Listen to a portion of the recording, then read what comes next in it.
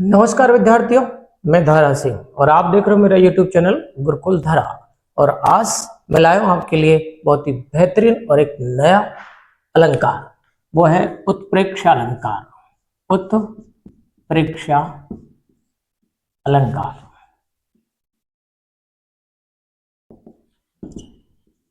तो आज की क्लास बहुत ही बेहतरीन होने वाली है। थोड़ा सा लंबा वीडियो हो सकता है, लेकिन निश्चित रूप से आनंद की अनुभूति होगी। तो देखिएगा, उत्प्रेक्षा अलंकार। उपमेय और उपमान में भेद होते हुए भी जब उपमेय में उपमान की संभावना व्यक्त की जाए तो वहां पर उत्प्रेक्षा अलंकार होता है। उपमेय जो होता है, उपमेय मैंने बताया आपको प्रस्तुत, यानी जो सामने है, जो हमें दिखाई दे रहा है, और उपमान जो हमारे सामने नहीं है। तो क्या है, इसमें उपमेय में उपमान की संभावना व्यक्त की जाए, यानी अंदाजा लगाया जाए। जैसे कि देखो, बहुत ही अच्छा प्रसंग है गोपी विरह वेदना वाला, तो उद्धव चरित्र वाला। उसमें जब भगवान श्री कृष्ण गोपियों को छोड़ करके और जब मथुरा चले जाते हैं, गोपियां जो है मथुरा के रास्ते में बैठ जाती है, भगवान श्री कृष्ण का इंतजार करती रहती है। और एक दिन भगवान कृष्ण अपने परम मित्र उद्धव जी को जो है गोपियों के पास में भेजते हैं कि हे मित्र, तुम जाओ।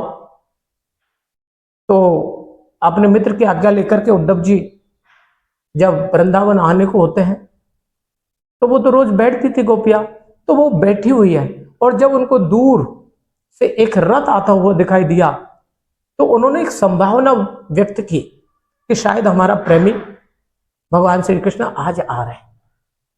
वैसे उद्धव जी की जो सकल सूरत थी वो लगभग भगवान कृष्ण से ही मिलती जुलती थी, तो एक रीजन ये भी था।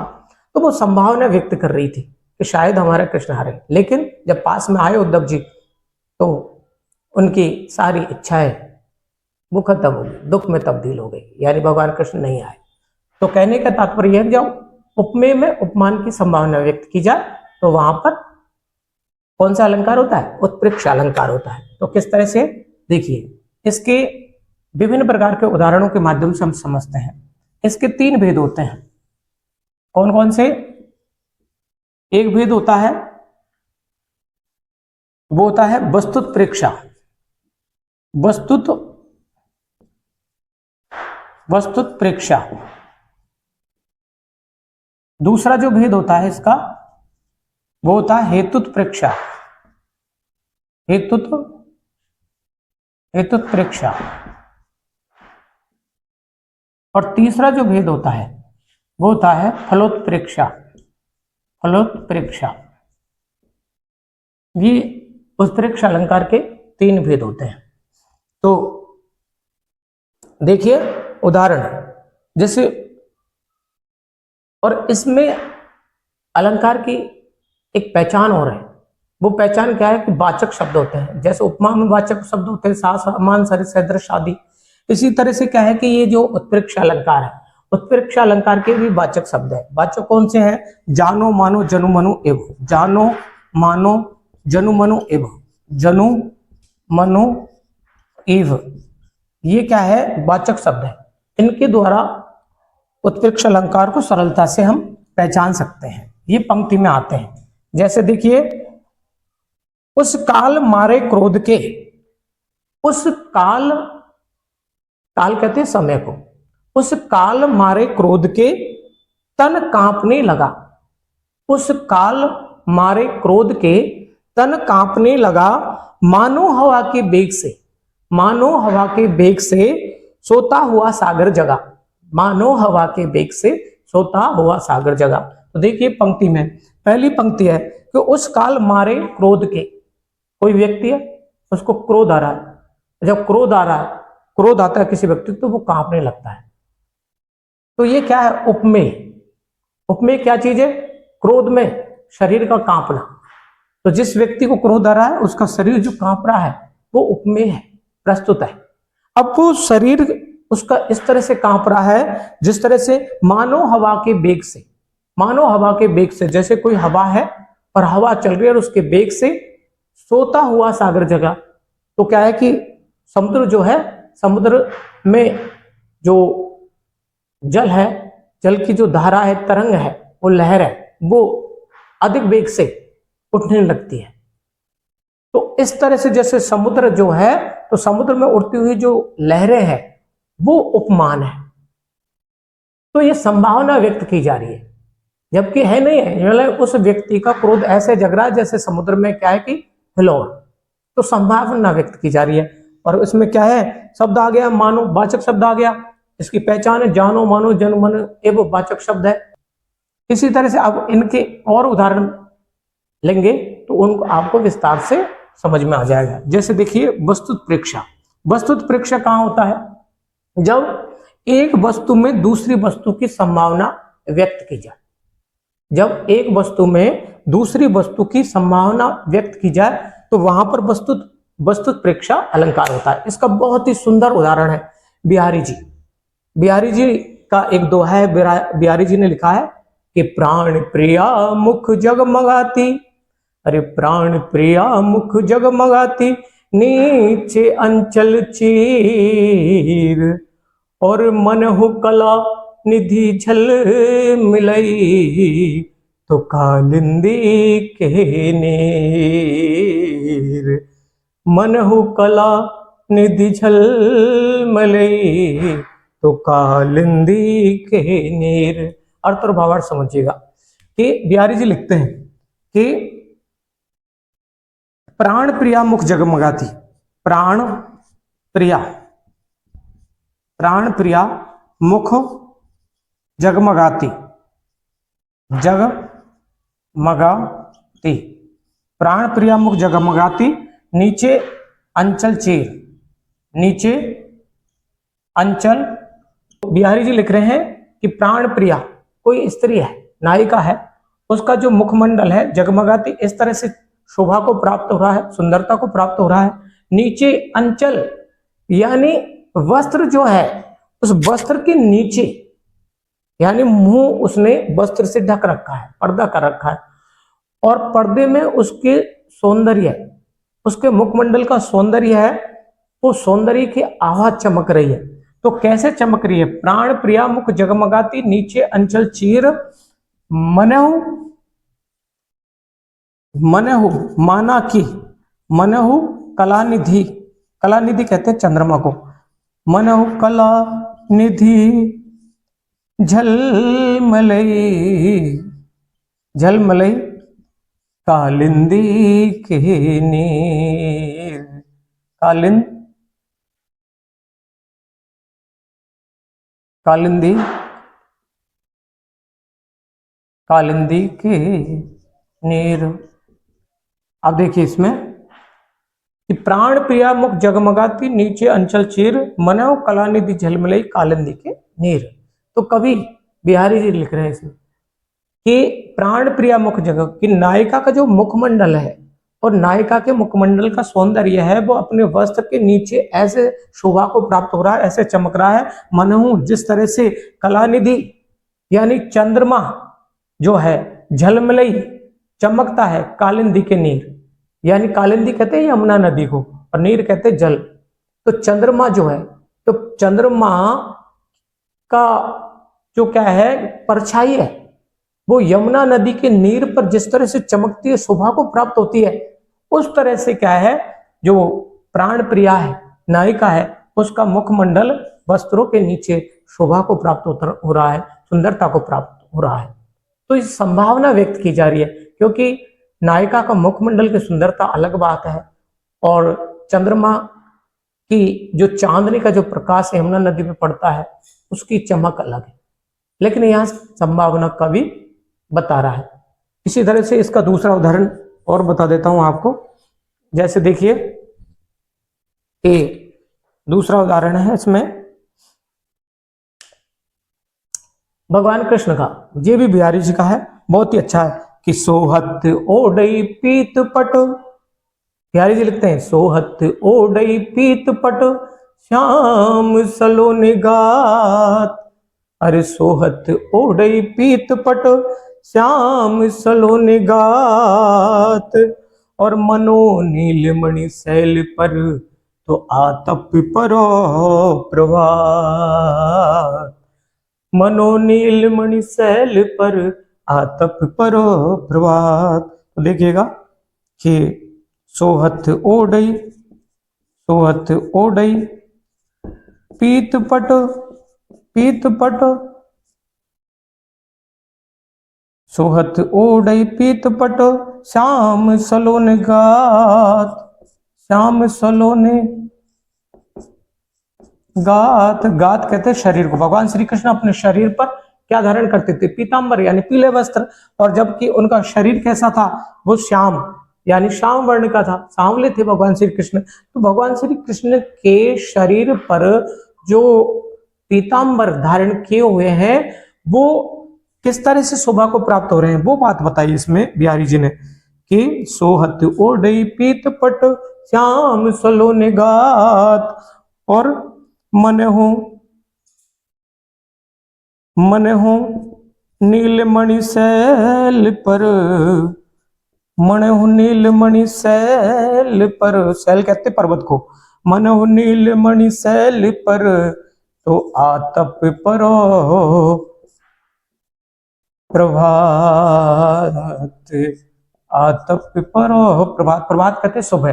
तो इसमें देखिएगा कैसे संभावना व्यक्त की है कि सोहत ओडे पीतपट, सोहत यानी शोभायमान होते हैं। भगवान श्री कृष्ण अपने सांवले शरीर पर जब पीतांबर धारण करते हैं तो इस तरह से शोभा को प्राप्त होते हैं। मनो माना की नीलमणि, नीलमणि एक पर्वत का नाम है, तो माना की वो नीला है, तो क्या पर्वत यानी पत्थर होते हैं उस पर काले नीले। तो बताया कि जो वो पत्थर है उन पत्थरों पर, नीलमणि पत्थरों पर, शैल यानी पर्वत, आतप परो प्रभात, जब सुबह सुबह सूर्य का प्रकाश पड़ता है और जब वो क्या है कि पत्थर, वो काले काले पत्थर चमकते हैं, इस तरह से क्या है, और जो वो शोभा को प्राप्त होते हैं सूर्य के प्रकाश से प्रभात काल में, उसी तरह से, ठीक उसी तरह से भगवान श्री कृष्ण का श्याम वर्ण का जो शरीर है वो पीतांबर धारण करने से शोभायमान हो रहा है, सुशोभित हो रहा है। यह है इसमें। तो भगवान श्री कृष्ण का जो शरीर पर जो पीतांबर है ये उपमेय है, और जो सूर्य का जो प्रकाश जो नीलमणि पर्वत पर पड़ता है ये क्या है? उपमान है। तो उपमेय में जो उपमान की संभावना व्यक्त की जाए तो वहां पर कौन सा अलंकार होता है? ये उत्प्रेक्षा अलंकार होता है। लेकिन जब एक वस्तु में दूसरी वस्तु की संभावना की जाए, व्यक्त की जाए, तो वहां जो है वस्तुत्प्रेक्षा अलंकार होता है। और ये दोनों बहुत ही बेहतरीन उदाहरण है वस्तुत्प्रेक्षा अलंकार की। अब देखिए हम हेतुत्प्रेक्षा अलंकार। हेतुत्प्रेक्षा अलंकार जो है, हेतु होता है का अर्थ होता है, हेतु मीन्स कारण, यानी हेतुत्प्रेक्षा। अहेतु में जब हेतु की संभावना व्यक्त की जाए, अहेतु, दो शब्द देखिए, हेतु और दूसरा शब्द है अहेतु। अहेतु, तो हेतु का अर्थ होता है कारण और अहेतु होता है ए उपसर्ग है। तो किसी शब्द के ए उपसर्ग आगे लग जाता है वो नकारात्मकता का बोध कराता है, अर्थात ए कारण, बिना कारण के। तो ये क्या है, इसकी डेफिनेशन क्या है अहेतु की? हेतुत्प्रेक्षा अलंकार है। हेतुत्प्रेक्षा अलंकार कि जब अहेतु में, जब अहेतु में हेतु की संभावना, हेतु की संभावना प्रकट की जाए तो वहां पर हेतुत्प्रेक्षा अलंकार होता है। उदाहरण के द्वारा हम इसको और अच्छी तरह से समझेंगे। देखिएगा कि इसका उदाहरण है, मनो कठिन आंगन चली, मनो कठिन आंगन चली, मनो कठिन आंगन चली, ताते राते पाँव, ताते राते पाँव। अब ये देखिए इसमें बहुत ही अच्छा शानदार उदाहरण है ये इसका हेतुत्प्रेक्षा का। मनो माना कि कठिन आंगन चली, ताते राते पाँव। अब जो सुकोमल स्त्रियां होती है, सुकोमल यानी जिनका शरीर सुकोमल होता है, उनके चरण जो है स्वभाव से ही लाल होते हैं। ये बात है। कहने का तात्पर्य यह है कि ऐसी स्त्रियां जो कठिन काम नहीं करती है, उनका शरीर कोमल होता है। ये साधारण सी बात है। जैसे देखिए कि गांव की महिलाएं और शहर की महिलाएं में फर्क होता है उनमें शारीरिक संरचना में। क्या होता है, गांव की बेचारी बहुत कठिन कार्य करती है, जैसे गांव में लावणी करती है, तो लावणी करते हैं, हाथ में दांतली पकड़ते हैं, फसल काटते हैं, तो हाथ जो है कठोर हो जाते हैं, छाले पड़ जाते हैं। इसी तरह से पैदल चलने से उनके पैर भी जो है कठोर हो जाते हैं। और शहर की जो महिलाएं वो महलों में मकानों में रहती है, कोई काम विशेष, कोई बड़ा काम, कठिन काम नहीं करती है। घर में नौकर चाकर रहते हैं, जो वीआईपी लोग जो है, करोड़पति अरबपति जो लोग हैं, तो उनकी जो महिलाएं हैं, उनके स्वभाववश जो हाथ पैर है वो अत्यंत कोमल होते हैं, बजाय किसके, गांव की महिलाओं के। तो देखिए इसमें कवि की कल्पना देखिए, कवि क्या कहना चाहता है, मनो कठिन आंगन चली ताते राते पांव, राते यानी लाल पैर, कि वह नायिका कठिन आंगन में चली है, कठिन आंगन में चली है, जिसके कारण उनके क्या है, पैर लाल है। जबकि जबकि क्या है, जबकि लाल पांव तो वैसे ही होते हैं, सुकोमल स्त्री जो होगी उनके लाल पांव तो स्वभाववश होते हैं। तो अहेतु में हेतु की संभावना देखिए इसमें, अहेतु अहेतु में हेतु की संभावना, हेतु क्या है, पैरों का लाल होना। अब अहेतु में, अब इसमें बताया कोई आंगन में चले, कोई थोड़ा सा पैदल चल ले तो उसके पैर लाल नहीं होते। और जो क्या है कि स्वभाववश, स्वभाव अत्यंत कोमल शरीर है उनका, तो क्या है स्वभाववश ही नेचुरल रूप से ही लाल पैर होते हैं, ये बात बताइए। तो अहेतु में हेतु की संभावना व्यक्त की जा रही है, तो समझ गए होंगे आप, अहेतु में जहां हेतु की संभावना व्यक्त की जाए तो वहां पर हेतुत्प्रेक्षा अलंकार होता है। और फलोत्प्रेक्षा, देखिए फलोत्प्रेक्षा अलंकार लास्ट है इसका, फलोत्प्रेक्षा।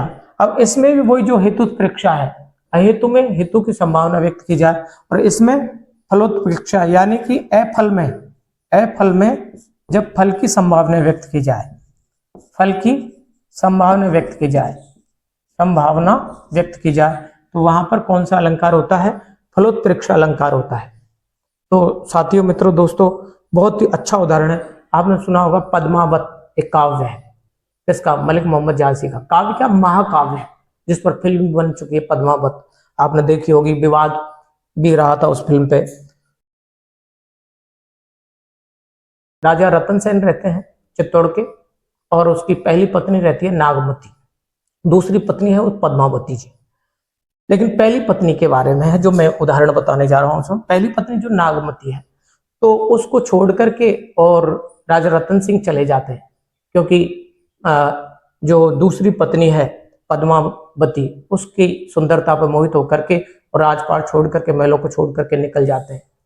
जैसे ही पहली पत्नी नागमती को ये पता चलता है कि मेरे पति राजा रतन सिंह पद्मावती के प्रेम में व्याकुल होकर के और वो महलों को छोड़ करके चले गए, तो वो उनको ढूंढने के लिए महलों से निकल जाती है और जंगल जंगल भटकती है, और जंगल में जाकर के और जो भी पक्षी मिलते हैं उन पक्षियों से वो अपना संदेश भेजती है अपने पति के लिए कि काश यदि मेरे पति मिल जाए तो आप उनसे ये बोल देना। तो ये प्रसंग है जो मैं बताने जा रहा हूं कि पिए सो कहे संदेशड़ा, रानी नागमती कहती है, राजा रतन सेन की पत्नी वो कहती है कि पिए सो कहूं संदेशड़ा, ए भवरा एकाग, अरे पिए सो कहूं संदेशड़ा, ए भवरा एकाग, सोधनी, अरे सोधनी विरह जरी मुई, धनी कहते हैं पत्नी को, अरे सोधनी विरह जरी मुई, जरी यानी जल करके, मुई यानी मर गई है, और ते एक धुआं हम मिला, ते एक धुआं हम मिला। तो सुनिएगा इसका उदाहरण, ये फलोत्प्रेक्षा, फलोत्प्रेक्षा अलंकार है इसी का, उत्प्रेक्षा अलंकार का फलोत्प्रेक्षा।